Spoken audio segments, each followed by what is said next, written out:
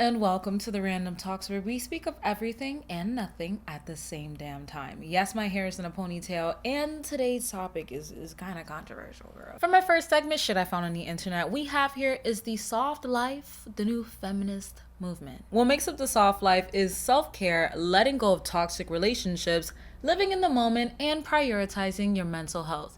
Which, speaking of mental health, let's talk about today's sponsor, BetterHelp. As some of you may know, I am very transparent about my mental health journey, which may be a bit too much at times. From the anxiety that stems from self-sabotage to feeling left behind in my career or even life due to choices I've made, I became aware of how a therapist can help me untangle these external pressures that stem from internal values, and to help me process these feelings of insecurity and comparison, which is why I am very, very happy to announce today's sponsor, BetterHelp. This year is a blank space for you to write a new story, and BetterHelp makes it easier to get started. So you fill out a questionnaire that will match you with a therapist in as little as a couple days. And personally, a really big plus is BetterHelp is completely online, making therapy more comfortable and convenient. You can connect with a therapist from their diverse network of 30,000 licensed professionals with a wide range of specialties and backgrounds. And you can easily switch therapists at any time with no extra cost if the fit isn't right. They carefully make sure therapists on the platform are well qualified, and their customer support is there to help you if you have any questions. With over 7,000 reviews and a 4.5 rating on Trustpilot, you'll know that BetterHelp is a platform that you can trust. You can click the link in the description or go to betterhelp.com/therandomtalks, where you'll get 10% off your first month of therapy. Now let's get back to the video. Thank you, BetterHelp. Anyway, so I took to Reddit, and of course this was already a thread. It says CMV, women dropping out of the workforce to embrace the soft life is dangerous. They did provide an article, so I will link that in the description below just so you guys can read that yourselves. But they said this article talks about a micro trend of Swedish women embracing their soft girl era. Essentially, they are becoming house girlfriends, quitting their jobs and taking an allowance from their boyfriends, spending their days going to coffee and doing yoga. I believe it is dangerous because 1, it's sending the wrong message to young girls who are eating this up on social media. 2, it puts these women in a vulnerable position of being financially dependent on a male. 3, it's a major step backwards for women's equality, as suggested by Gudrun. I think that's your name, girl. Gudrun. Can I call you Gru? Gru, the co-founder and former leader of Sweden's feminist party, WDYT. As per usual, I'm gonna try to hold my personal opinions until I'm finished reading, right? So someone replied with, I don't know why some guys think that dating would be easier for them if their girlfriend didn't have a job. Someone then replied to this person saying, I think there are 3 types of men who think like this. First, the wealthy and probably older type who might be into traditional stuff, or perhaps a little insecure. Second, there are the delusional ones, who are probably the majority. They lack real life experiences and have never had a meaningful relationship with a woman to understand what it's like to actually financially take care of their girlfriend. Lastly, there's the third group, which I've personally dealt with. These are guys who are broke or average and expect women to have ridiculously low expectations when it comes to financial matters. They believe women should sacrifice too much and tolerate everything because that's love, I guess. Ooh, that was a read, bitch. Okay. Another person commented, I don't see how it's actually that dangerous in a society like Sweden. There's a robust welfare state, and most of these women likely have relatives that are doing well enough to help them. If they need to re-enter the workforce, they can. None of these women are in danger of ending up homeless and starving.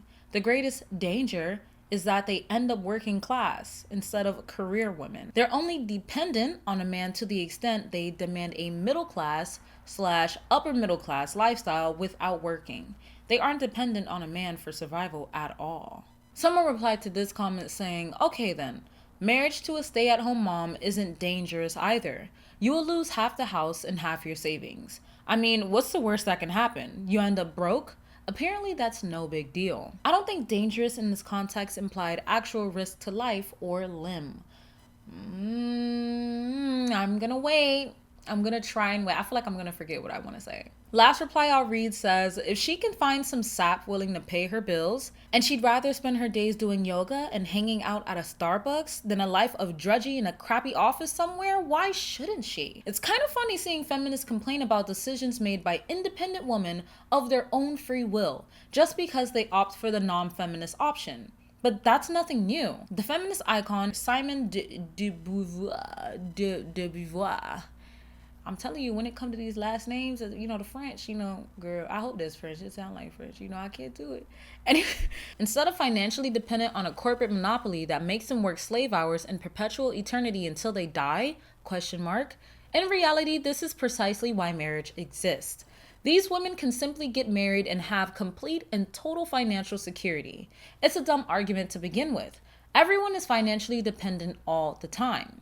The fact you try to make it look like men are evil for giving their girlfriends free money is despicable. I do this with my woman and we are happy. You have no place to take issues with people's freedom. Then they highlighted number 3, which is it's a major step back for women's equality as suggested by, GRU. They replied, it's a step forward for the average person's freedom. Less women working means more demand for each labor hour and more money for the average household. It's freeing from corporate monopolies. There is nothing wrong with women choosing to be free with the man she chose to be with. There is everything wrong with the government taking 50% of your dollars to give to subsidies and bail out corporations that pay half as much as taxes as small businesses, which can never get off the ground as a result, which causes monopolies to take hold and forces regular people to work from them with no alternatives. Women choosing to be free is good, and you are the one trying to push them a step back and force them into perpetual laboring. OP then replied, do you have any examples of a more prosperous society that doesn't subscribe to capitalism? Then the commenter said, what are you talking about, doesn't subscribe to capitalism? That is not what I described. I described the government taking immense amounts of your tax dollars, especially as a startup or small business, and literally just willy-nilly giving it to other people and corporations. That is not capitalism. Capitalism is a free market. An example of a time when the market was freer would be the United States in between 1930 to 1939 and 1950 to 1990. It's no secret that the economic height of living and purchasing power for average people existed in the 80s in the US, a time when median salary was only 1/4 of average home cost. After the government spending has gone from 10% of GDP all the way up to nearly 40% of GDP, the average home cost is approximately 16 to 25 times more than the median income. All while wealthy disparity has increased drastically over 30 years. And it has everything to do with the impossibility of the average person being able to be self-employed, because the government, unironically, takes around 50% of small business revenue and bails out large corporations or gives them free money yearly through subsidies. The closer we are to a free and competitive market, the more we will be able to live with abundance as a general collective and have to work less to do so. Girl, damn, they kind of went off. Damn, girl, I didn't even really understand what the fuck was going on. Girl, I didn't even really understand what the fuck was going on. I ain't really understand. I will say, maybe my opinion is gonna be biased. If a bitch wants to be a housewife, love that for them. I will say, number one, saying it's sending the wrong message to young girls who are eating this up on social media. The parents should be watching what the kids are eating up, okay? I always say this. And then I've gotten told I'm gonna be a strict mother, but I don't think I'm a strict mother for not allowing my child to be on social media until they're 16. I'm sorry. Yeah, you're not having a phone until you're 14. I'm sorry. No, I'm not sorry. That was a joke. That was sarcasm in my voice. I don't care. Here's the thing. It can be overstimulating for a child. Now, again, I've gotten called, I've already had my fights with my friends. They're like, oh, you're going to be such a strict mom. Hell yeah, nigga. My kid's going to be in the garden. They're going to know how to name all types of trees around them, edible fruits, edible plants, all of that shit. And they're getting an education about the earth, and they're getting an education about their books. They do not need to scroll on TikTok after school. They don't. My children will not want that. Well, I'd hope. Turn around 10 years later, I got a fucking iPad kid. Bro, I would throw up. But I want my child to be exposed to things more than social media is what I'm trying to say. So, her point when it's always exposing these young girls, for a long time, And I understand this was before the feminist movement. A lot of girls' dreams were to be a good housewife to a rich man. So it's like if that's what somebody wants in their life, I'm not sitting here and shitting on them. Like, I can't help but ask the question, ¿por qué no los dos? Why can't we have both? Yes, I did. Yeah, that's my Spanish coming out a little bit. But it's like, why can't we have both? Someone could want to be a housewife, good for her. Someone could want to be a working woman, and she got a house husband, good for them. Like, I want to understand why we in people business so much, and I guess it's just, again, it's the era that we're in. I'm not sure if it's like a performative movement where people are like, oh, like, this is the best thing to do, and everyone around me has to do it. If you're not doing it, then you are the odd one. No, we can have differences in opinions and in lifestyles. That's the point in being, like, different people, having different interests, having different desires. That's why we're human. That's our purpose. So when I hear someone is like, oh, I want to be a housewife, I say, okay, girl, purr. Like, oh, okay, I'm finishing work around 5. I'm still coming over today, right? We gonna watch that show today, right? Yeah, okay, cool. Like, we can have differences, and that's okay. With that being said, I don't really agree with it could be detrimental to the young girls that are seeing it.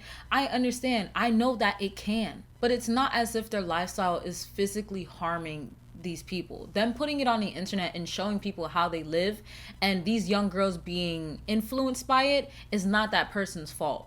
The parents should be watching these children.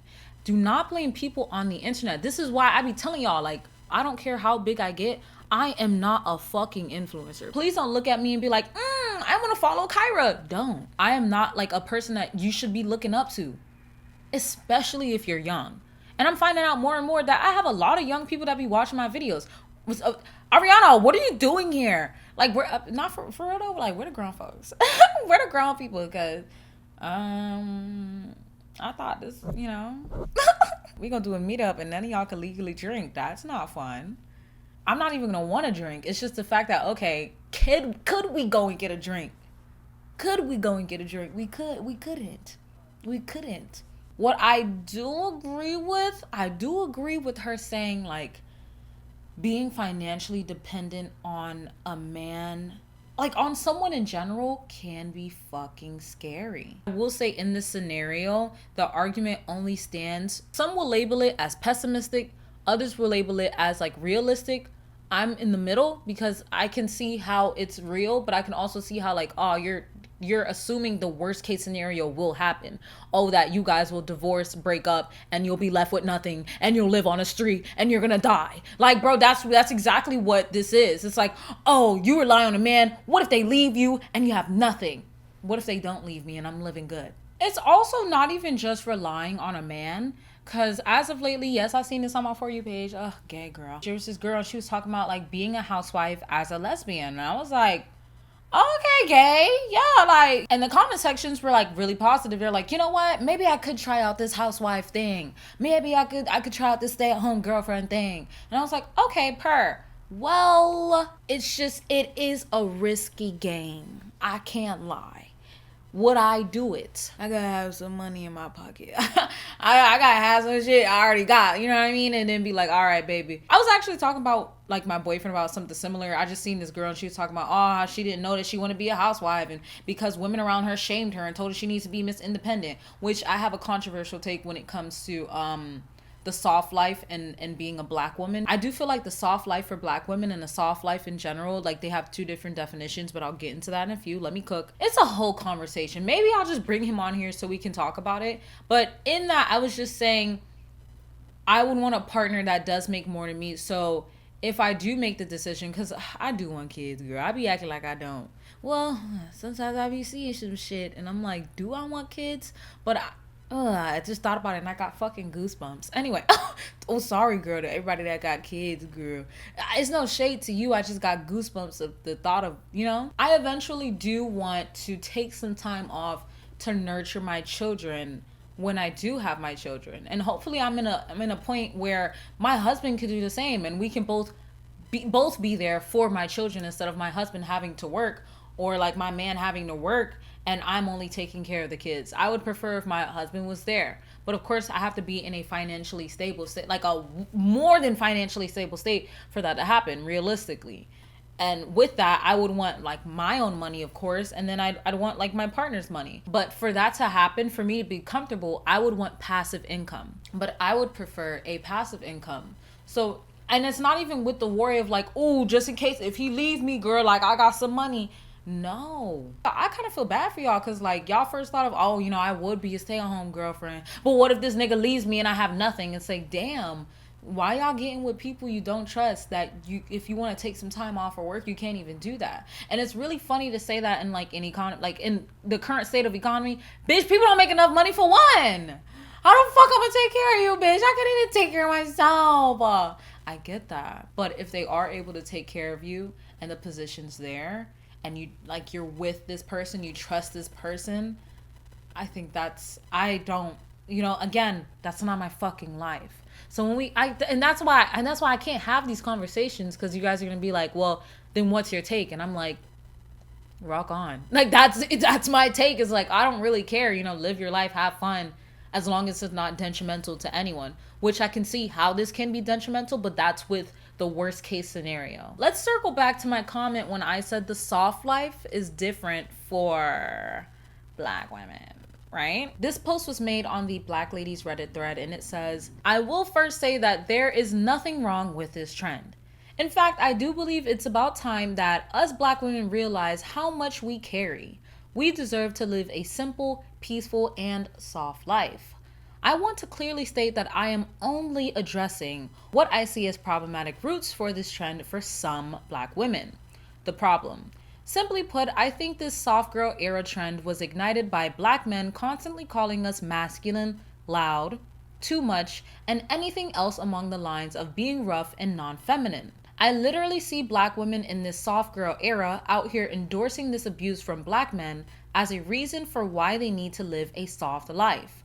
If anything, if we choose this lifestyle, we should be doing this for ourselves, and not to stoke a man's ego and make him feel like he is the leader. Let's discuss. I'd love to see you girls' POV. Someone replied, I don't watch TikTok either, but for me, I guess part of it was basically a reflection of the life I actually have. It is like the whole Black girl luxury thing. Not that I am super wealthy or anything. I grew up in a middle/upper class family for most of my life. I have had some problems like everyone, but mine have not been too bad. My family had to downsize when financial problems hit. And as a result, my college years were mostly self-funded, and I have loans. It took me a while to get a well-paying career, but my pay was decent all throughout my adult life. So I had options and not any of the struggles that come with lack of funds that makes it difficult to have a soft life. As a result, I've always given off carefree vibes as I'm generally an optimist, and my life has been a lot easier than many. I've always felt it was more of a reaction to this idea that Black equals struggle. In every area of my life, from love to education to status to income to wealth to experiences. I don't think it needs a hashtag, but broader representation is always good. And hopefully more Black women feel fine being their authentic soft self and don't always need to frame it for the male gaze. From what I've seen, this soft girl life era kind of thing for Black women was like self-care, so I see them working out, eating well, doing their own hair, getting their, like, doing things that help themselves, maybe in a luxurious way. They're in these luxury apartments, they got their candles, they got their little slippers, little da-da-da-da. And then soft girl era for non-Black women is, oh, my nigga's gonna take care of me. That's just what I've seen predominantly when it comes to soft girl life. Like, that's on Black talk, that's what I've seen for Black women. Non-Black talk, that's what I've seen for non-Black women. That I'm just expressing what I've seen. What I've seen is not everything, so don't you try and come in my comment section and be like, well, your experience is probably different from mine, because I am one of billions, bitch. But I will say, like, this is just what I've seen. So when it comes to the soft girl era, it's mostly just like self-care. So like they're taking care of themselves, they're taking care of their space, things of that such. And not saying that the non-Black women don't do that, because they do, obviously. Girl, if you could go do Pilates and then go get a coffee, that's beautiful. Love that for you. That's what I've seen though. but I haven't seen like more of the, ooh, I have my food cooked for my man and this is how I haven't seen that. I'm just saying that's just what I haven't seen. Now, if you guys have seen it, that's wonderful. Again, I'm not the all-knowing nigga. And that's the beautiful thing about this life is that you can always learn. My approach might have been a little controversial, but that's what I think. And I think that might stem from like what OP said is Black women have always been seen as aggressive and dominant and scary and like, you know, loud. And this little movement that's happening is showing people, hey, look, I'm a nigga that's quiet. Hey, look, I'm a nigga that's soft. Hey, look, I'm not every other nigga. I'm different. You know what I mean? I just feel like that's the soft girl era for black women. If I'm wrong, correct me, but be respectful, please. That was just my take. What do you guys think about the soft girl era? Is it controversial? Can it be detrimental to these girls? To these girls now and to future girls? Do you think people should be watching what the fuck they kids do on the internet? They should. I don't care what you answer that. I don't care what your answer was going to be to that one. They should. But let's get into my next segment, Latest Obsessions, where I speak about what I'm obsessed with. I don't have lyrics for this song because it was just hard to understand what he was trying to say. But it's Nail Polish by Holy Water. I think, well, by the way, it's Holy Water, HOLYWATR, not E, just TR. I think they might be one of my favorite bands right now. The way I have been religiously playing this band, and then I think they have like a little show in New York. I might go. Y'all might see me there. There's also another song on here that, it's not that it doesn't have lyrics, I just don't feel comfortable reading the lyrics. And the song is Tag You're It by Melanie Martinez. This song, that album, fuck that album in general. When I was in middle school, girl, you couldn't rip me up off that album, bitch. I was all on that album. And so I was just thinking one day, and then I just started humming and played this song. So I was like, you know what, let me just add it to this episode. But the lyrics make me really uncomfortable, and I'm pretty sure that's the motive behind the song. You know, you're supposed to feel uncomfortable, bitch. You're not supposed to feel comfortable listening to what you're listening to, but it brings me memories. It brings me to a place that I don't like being in. So I ain't gonna read you the lyrics, but you can go and look up the song yourself. It is Tag You're It by Melanie Martinez. Last song is Zero by the Smashing Pumpkins, and the quote I have here says, "My reflection, dirty mirror, there's no connection to myself. I'm your lover, I'm your zero. I'm the face in your dreams of glass. So save your prayers for when we're really gonna need them." Yeah, I've been on my little grunge emo. If you guys have any song recommendations, please list them below. Like, my vibe is like a little indie grunt. Maybe not indie, because I don't want no indie shit. I want a little bit of, I want rock. Okay, I want rock. I don't want indie. Because, you know, it's a fine line. No, it's not. It's not a fine line. Lately, it's been a fine line. Some people be getting away with, oh, okay, I guess it could be a little bit of rock. But I want rock. I want maybe some metal, too. Yeah, that's how I'm feeling. I'm feeling dark 505. Yeah. I'm feeling Bring Me the Horizon. Right. Y'all ain't know I was like that. Yeah. That was me. Yeah. It is me. Not even was, girl. It is me. Yeah. Ooh, for manga. Who the fuck recommended Seashell Boy? Because I'm going to find your page and I'm going to block you. Why would you recommend me this Seashell Boy? Girl, I read the first chapter. I'm on the first chapter. I said, well, girl, all right, let me read some yaoi. I'm swiping. Girl, the first chapter, not even it's the first slide. These niggas fucking. I said, all right, let me just let them cook. Bitch, why the fuck this person, how can I say it? This person climaxes and pearls comes out of their wee-wee. And that's when I really thought, I said, y'all think I'm a fucking joke, you know?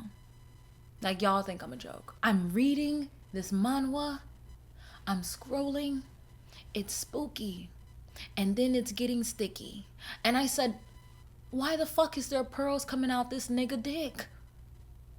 They think I'm a fucking joke. Do y'all not remember me saying in my other video how, like, I said yaoi nowadays is just corn? Y'all don't remember me saying that?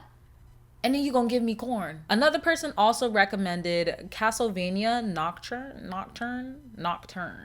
Y'all know I can't read, bitch. It's probably Nocturne, but evil lurks, spells fly, and blood spills as vampire hunters fight powerful enemies during the French Revolution in this animated horror fantasy series.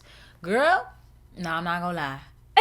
I think what's really been getting me is the animation style. I said, this is what I like it. Kind of reminds me of like older anime, so like from the 90s ish, 80s, 90s ish, when they used to just have that, just that oomph to it. It looked expensive. I said, woo, yes, girl. I said, all right, I'll watch it. And then I see somebody with brown skin, dark skin, fluorescent beige, bitch. They black. I know I said that so wrong, but it's like I seen a nigga. I said a nigga. Oh, okay, let's do it. So I added it to the playlist. Especially because it's like, oh my gosh, it's nigga month. We might as well be. Ooh, can I say that? Is this a safe space for? Is this a safe space for niggas? I know Dr. Umar is so happy. He gonna be so happy this month. Like, this is his favorite month. This is my favorite month. A lot of people, okay, I guess I'm an optimistic nigga because I'm like, even though we only got 28 days, it's still the month of love, bitch. Sorry for the aggression. My man is here. And it's just something. He just came and now he looking at me and I'm feeling shy because it's like I'm already feeling shy because I be shy in front of the camera and now you're here smiling and shit in the background. Like, don't you know you make my knees weak, bruh? Please. So for movies, I have Rock and Rule, which this actually looks really cute. It's one of those older animations. It's a fantasy sci-fi. It was made in 1983. Damn! That's about my mama age now. I think it was made in 1981, boy. Sorry, that's not old for anybody, grown folks that's listening. I love you in your age, girl. Aging superstar Mock starts his quest for power and wants rock singer Angel for her voice, which he thinks is able to unleash a demon from another dimension. Bro, like, that's definitely the 1980s. I could see that being made in the 1980s, and I want to watch it. It was recommended by a few people, like, in my circle, so I'm just going to watch it and see. I'll give y'all a review. I'll let y'all know if it's heat. If it's peak, I'll let y'all know. If it's not, I'll let you know. The animation looked good, so I was like, okay, girl, I'm rocking with it. Now let's get into my last segment, Pillow Talk. Yes, girl, this is the launch of Pillow Talk. If you just so happen to miss my last video, I was speaking about the release for my new segment, Pillow Talk, where I'll be interviewing you guys and listening to your confessions. So let's see what you got for me today. Ooh, 16 responses. That's cute. Right. Girl, I'm not confessing. I need advice. Okay, right. Let me hear. Okay, so basically I'm a sophomore going to junior. You a baby. All right, it's all right. You can still hang. It's all right. You can still hang. All right. Because, if YouTube approve of this video, then you can hang. So let me. All right. So basically, I'm a sophomore going to junior in high school. I've been gay since I was born, but started getting bullied for it since I was like 7 to 8, before I even knew what gay meant, which is fucking insane. Anyways, I switched to online school this year because I low-key couldn't deal with the straight homophobic men no more. I know how to stand up for myself, like, girl, I'm gay. I can clock you real quick, period. But I was scared that I would go too hard on them and the school would tell my parents I had some sugar in my tank. Okay, now moving on to present day. I told my mom last week that I was gay and she actually was really supportive. Like, oh my God, goals. I was so scared to tell my parents. Oh, congratulations. I'm happy for you. I told my dad. He said he already knew. Oh! That's funny. That's exactly what my mom said. She said, girl, you ain't telling me nothing new, nigga. I said, right. All right, you're good. That's exactly what happened to me. Okay, so now where I need your advice. I really want to go back to real school now because, like, online is so boring. And to be honest, I'm on my phone editing a video or watching a show the whole time. I still get good grades. Like, don't play. I might turn in the assignment like 2 weeks after it's due, but baby, if it's finished, it's finished. And now that I'm out, I can confidently defend myself without getting scared that I would be outed. In my old school, I was heavily introverted, but girl, I'm low-key a bit extrovertish. I was only quiet because people were homophobic as fuck. Like when I first moved to the district in 7th grade, at least half the grade was friends with me. But when I started hanging out with more girls, then boys, people were like, oh, no, you're invited to my table, F word, wow. So then I was more kept to myself, and people were fake as fuck. Like they were so quick to drop me, bro. So now that I'm moving to a new district, should I really be myself? I don't want to be seen as just a gay kid, but I would rather be seen as the popular gay kid than the lonely gay kid. And not that I'm not proud to rep my people, but being seen as just a gay kid is like, ugh. Outside of school, I can make friends hella easy and people say I'm likable. So I think the problem is that my old district was homophobic as fuck. So no one really got a chance to actually know me. So yeah, this seemed like more of a story time than a confession slash question, but honestly, I need whatever advice I can get before going back to school. Also love your videos, girl. Keep doing what you're doing, queen. Aw.